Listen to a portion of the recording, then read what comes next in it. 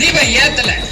ஆனா அங்க இருக்கிற திருப்பரங்குன்ற மலையில தர்காவுக்கு சந்தன கூடு திருவிழா நடத்தலாம்னு சொல்றாங்க. ஆனா இந்துக்கள் தீப ஏத்த உடால தடுக்கிறாங்க. ஆனா சந்தன கூடு நடத்தலாம்னு சொல்றாங்க. தமிழகத்துல இந்துக்கள் இரண்டாம் தலைமுறை குடிமக்களை ஆக்கிட்டாங்க. இந்துக்களுக்கு நாதி இல்ல, சிறுபான்மை இருக்கிறதா இங்க முன்னுரிமை. இந்துக்களுக்கு நாதி இல்ல, நீதி இல்ல. நாம நடுத்தரவில் நிற்கக்கூடிய நிலைமை வந்துட்டு இருக்கு.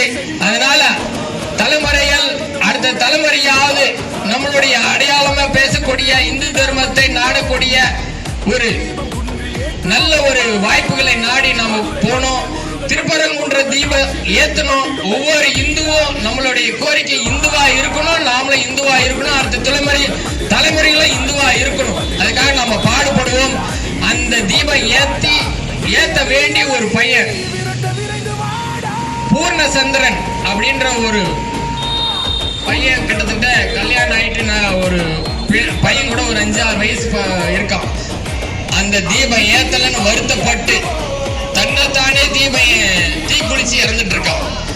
அவனுடைய ஆத்மா சாந்தி அடையும்.